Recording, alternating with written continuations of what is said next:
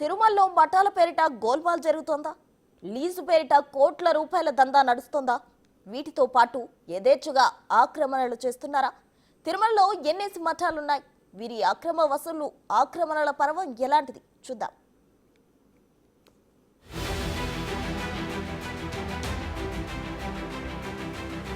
అఖిలాండ కోటి బ్రహ్మాండ నాయకుడైన శ్రీవారు గురువారం పూట కళ్ళు తెరుస్తారని అంటారు. ఆలయంలో జరిగే కార్యకలాపాలపై దృష్టి సారిస్తారని చెప్తారు. వీటిలో ఏవైనా అక్రమాలు, ఆక్రమణలుంటే వారి పని పడతారని నమ్ముతుంటారు. కూటమి ప్రభుత్వంలో ఈ మాటే నిజమైందా? మఠాల వసూళ్లు, ఆక్రమణ వ్యవహారాలు ఒక్కొక్కటిగా బయటపడుతున్నాయా అంటే అవునని తెలుస్తోంది.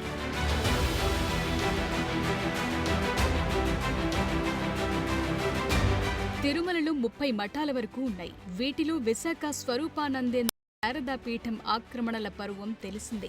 ఈ పీఠానికి 5,000 చదరపు అడుగుల స్థలం మాత్రమే కేటాయించగా వీరు ఏకంగా 19,990 అడుగుల మేర ఆక్రమించేశారు. అక్రమ కట్టడాలు నిర్మించారు. తనకున్న రాజకీయ పలుకుబడితో తిరుమలలో స్వరూపానంద ఆడింది ఆట, పాడింది పాటగా సాగిందని అంటారు.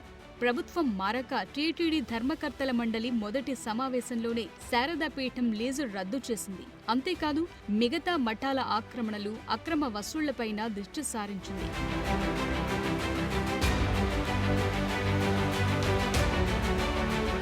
తిరుమలలోని మెజార్టీ మఠాల్లో ఇచ్చిన స్థలానికన్నా మించి కట్టినవే ఎక్కువ. వీటన్నిటిపైన సమగ్ర విచారణ చేసిన టీటీడీ ఆ తరువాత చర్యలు తీసుకోలేదు. అయితే టీటీడీ మాజీ చైర్మన్ కర్ణాటకకు చెందిన ఒక మఠానికి ఏర్పేడు వ్యాసాశ్రమం వెనుక వైపున అనుమతులిచ్చారు.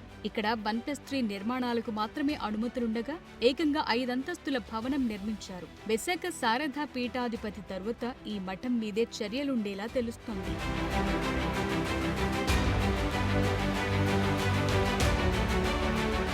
అంతేకాదు మఠాల వ్యవహారంలో లీజ్కు సంబంధించి పలు వివాదాలు కూడా ఉన్నాయి. వీటన్నిటిపైన టీటీడీ ఉన్నతాధికారులతో కూడిన విచారణ కమిటీని ఏర్పాటు చేశారు. Deputy EO, engineering chief, vigilance wing, health officer, 5 మఠాలకు సంబంధించిన నిపుణులు ఈ కమిటీలో ఉంటారు.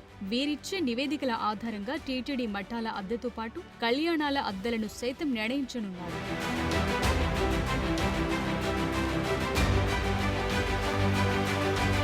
మఠాల విషయంలో అంతగా ఇక్కడేం జరుగుతుందో పరిశీలిస్తే తిరుమలలో మఠాలకు అవకాశమిచ్చింది ధర్మ ప్రచారానికి వీలుగా ఉండేందుకు. అందుకే ఇక్కడ 23 ప్రముఖ మఠాలున్నాయి. వీటిలో 15 మఠాల్లో వివాహాలకు సైతం అనుమతులిస్తుంటారు.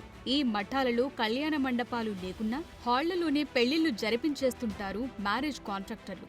ఇందుకోసమే కొందరు కాంట్రాక్టర్లు ఈ మఠాలను లీజుకు తీసుకుంటూ ఉంటారు. వీరి మధ్య బీభత్సమైన యుద్ధాలు జరుగుతున్నట్టు తెలుస్తోంది.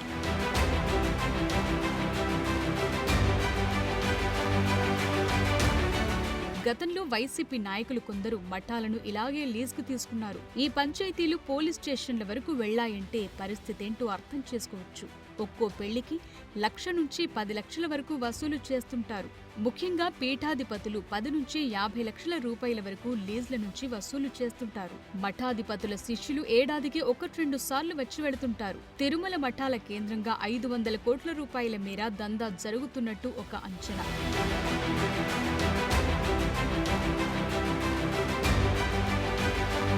మరోవైపు ఒక్కో గది అద్దె కూడా భారీగానే వసూలు చేస్తుంటారట. వేసవి కాలంలో అయితే ఒక్కో గది అద్దె 5,000 వరకు పలుకుతుందట. అది కూడా పెద్ద స్థాయిలో రికమెండేషన్ ఉంటేనే ఇస్తారట. తిరుమల మఠాల చుట్టూ ఇంత పెద్ద ఎత్తున కాసుల వర్షం కురుస్తుండటంతో ఈ మఠాల లీజుకు ఎగబడుతుంటారట కొందరు కాంట్రాక్టర్లు.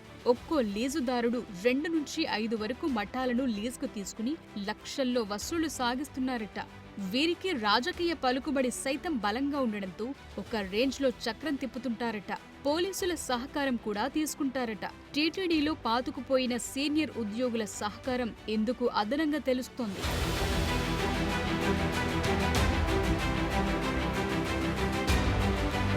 ఈ వసూళ్ల వ్యవహారంపై స్థానికులు ఫిర్యాదు చేయడంతో వెంటనే స్పందించింది టీటీడీ. 5గురితో కూడిన కమిటీ వేసింది. కమిటీ ఏర్పాటు చేసిన ధరలే ఇకపై గదులు, కళ్యాణ అద్దెలకు వసూలు చేసేలా చర్యలు తీసుకోనున్నారు. అదేవిధంగా మఠాలను లీజుకు తీసుకున్న వారి వివరాలను సైతం రికార్డ్ చేయనున్నారు. మేనేజర్ పేరిట లీజుదారులు ఈ తతంగమంతా నడుపుతున్నట్టుగా తెలుస్తోంది. వీరందరి వివరాలను సేకరించి అనర్హులైన వారెవరైనా ఉంటే వెంటనే తొలగించేందుకు రంగం సిద్ధం చేస్తోంది టీటీడీ. ఇకనైనా శ్రీవారి ప్రాంగణంలో అక్రమ వసూళ్లు, ఆక్రమణల వ్యవహారం కంట్రోల్లోకి రావాలని ఆశిద్దాం.